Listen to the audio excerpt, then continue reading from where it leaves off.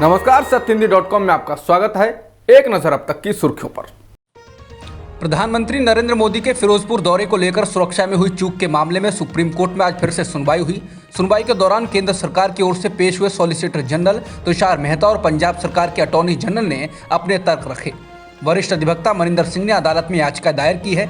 तमाम दलीलों को सुनने के बाद सुप्रीम कोर्ट ने आदेश दिया कि इस मामले में हो रही सभी जांचों को बंद कर दिया जाए। अदालत ने जांच के लिए सुप्रीम कोर्ट के रिटायर्ड जज की अध्यक्षता में 4 सदस्यों वाली एक कमेटी का गठन किया है। इस कमेटी में चंडीगढ़ के डीजीपी, एनआईए की आईजी, पंजाब और हरियाणा हाईकोर्ट के रजिस्ट्रार जनरल को भी शामिल किया गया है।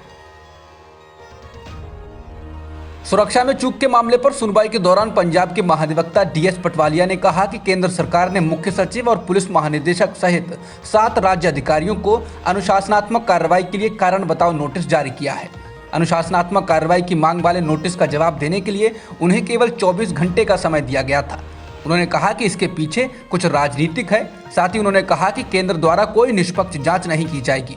वहीं राज्य के अधिकारियों को केंद्र द्वारा कारण बताओ नोटिस पर सुप्रीम कोर्ट ने नाराजगी जताई और कहा कि जब मामला अदालत की जांच के अधीन है तो ऐसा क्यों किया गया। सुप्रीम कोर्ट ने भारत के सॉलिसिटर जनरल से पूछा, फिर इस मामले पर विचार करने का कोर्ट का क्या उद्देश्य है। सुनवाई के दौरान सीजीआई ने केंद्र सरकार को डांटते हुए कहा कि वो ऐसा जाहिर ना करें कि सुप्रीम कोर्ट इस मामले को लेकर गंभीर नहीं है। CJI NV Ramana, justice Suryakant और जस्टिस हेमा कोहली की 3 जजों वाली बेंच ने मामले में सुनवाई की। पीएम की सुरक्षा में चूक के मामले में केंद्र द्वारा पंजाब के अधिकारियों को कारण बताओ नोटिस जारी करने को लेकर जस्टिस सूर्यकांत ने केंद्र की ओर से पेश एसजी मेहता से पूछा, आपका कारण बताओ नोटिस पूरी तरह से विरोधाभासी है। उन्होंने कहा कि आप एक समिति का गठन करके जांच कराना चाहते हैं कि क्या कोई उल्लंघन हुआ है और फिर आप राज्य के सीएस और डीजी को दोषी मानते हैं। उन्हें दोषी किसने ठहराया। जस्टिस कांत ने आगे कहा कि राज्य और याचिकाकर्ता निष्पक्ष सुनवाई चाहते हैं और आप निष्पक्ष सुनवाई के खिलाफ नहीं हो सकते हैं। उन्होंने कहा कि यह प्रशासनिक और फैक्ट फाइंडिंग इंक्वायरी क्यों है। वहीं जस्टिस हेमा कोहली ने कहा कि आप हमारे ऑर्डर के बाद 24 घंटे के भीतर अधिकारियों से जवाब देने के लिए कह रहे हैं। सीजीआई रमना ने कहा कि अगर आप राज्य के अधिकारियों के खिलाफ अनुशासनात्मक कार्रवाई करना चाहते हैं तो इस अदालत के लिए करने को क्या बचा। हरिद्वार में कथित धर्म संसद में एक हिंसक भाषण देने और एक समुदाय विशेष के नरसंहार के आह्वान के मामले को लेकर दायर की गई याचिका पर सुप्रीम कोर्ट सुनवाई के लिए तैयार हो गया है। याचिका में भाषण देने वाले लोगों के खिलाफ आपराधिक कार्रवाई की मांग की गई। वरिष्ठ अधिवक्ता कपिल सिब्बल ने सीजीआई रमना से अपील की कि वो इस मामले को तत्काल सुने। सिब्बल ने कहा कि अब हम अलग समय में रह रहे हैं जहां देश में नारे सत्यमेव जयते से बदलकर शस्त्रमेव जयते हो गए हैं। इसके बाद सुप्रीम कोर्ट के चीफ जस्टिस एनवी रमना ने कहा कि हम इस मामले को देखेंगे। उन्होंने सिब्बल से पूछा कि क्या इस मामले में कुछ जांच चल रही है। इस पर सिब्बल ने कहा कि इस मामले में एफआईआर तो दर्ज कराई गई है लेकिन अभी तक कोई गिरफ्तारी नहीं हुई है। सिब्बल ने सीजीआई से आग्रह किया कि आपके हस्तक्षेप के बिना कोई कार्रवाई नहीं की जाएगी। जिसके बाद सीजीआई इस मामले को उठाने के लिए तैयार हो गए। बदायूं के बिलसी विधानसभा के विधायक राधाकृष्ण शर्मा को सपा सुप्रीमो अखिलेश यादव ने आज पार्टी में शामिल कराया। राधाकृष्ण शर्मा बदायूं के असरदार ब्राह्मण नेताओं में शुमार हैं। उनका सपा में आना साधारण खबर नहीं। सपा के सूत्रों का कहना है कि कई और बीजेपी विधायक अखिलेश के संपर्क में हैं, लेकिन वो टिकट के आश्वासन पहले चाहते हैं। पिछले हफ्ते बहराइच की बीजेपी विधायक माधुरी वर्मा भी सपा में आ चुकी हैं। पश्चिमी उत्तर प्रदेश में कांग्रेस के एक वरिष्ठ नेता इमरान मसूद अपना खेमा बदलने की तैयारी कर रहे हैं। पिछले कुछ हफ्तों से अटकलें लगाई जा रही थी कि क्षेत्र में पार्टी के सबसे बड़े नेताओं में से एक इमरान मसूद समाजवादी पार्टी में शामिल होंगे।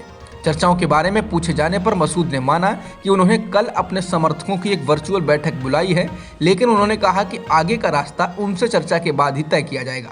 लेकिन उन्होंने ये भी स्पष्ट रूप से कहा कि उत्तर प्रदेश में मुख्य मुकाबला समाजवादी पार्टी और भाजपा के बीच है।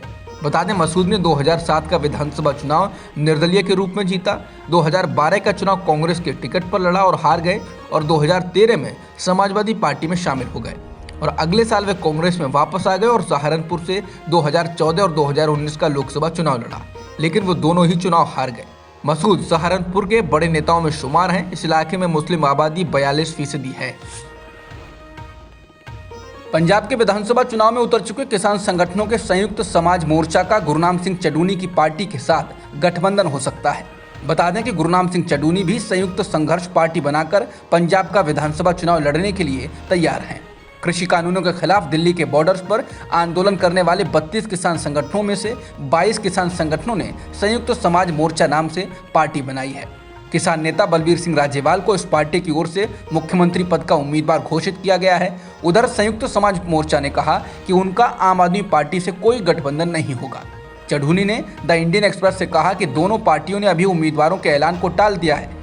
उन्होंने कहा कि उनकी कोशिश रहेगी कि विधानसभा चुनाव में सभी किसान संगठन एक प्लेटफॉर्म पर रहें। बीते 24 घंटों में कोरोना संक्रमण के 1,79,723 नए मामले सामने आए हैं। ये मामले बीते दिन के मामलों से 12.6% ज्यादा हैं।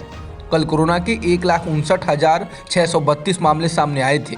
बीते 24 घंटों में 146 लोगों की जान भी गई है। जिन 5 राज्यों में सबसे ज्यादा मामले आए हैं उनमें महाराष्ट्र में 44,388, पश्चिम बंगाल में 24,287, दिल्ली में 22,751, तमिलनाडु में 12,895 और कर्नाटक में 12,000 लोग संक्रमित हुए हैं।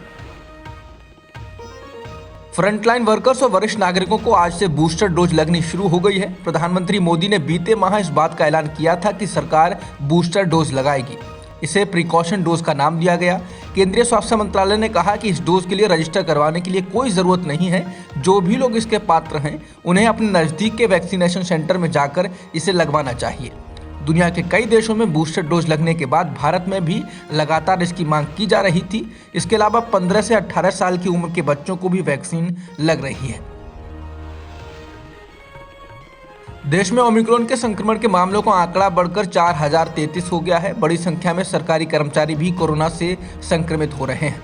दिल्ली पुलिस के 300 से ज़्यादा कर्मचारी, जबकि दिल्ली की जेलों में भी स्टाफ के कर्मचारी इस वायरस से संक्रमित हुए हैं।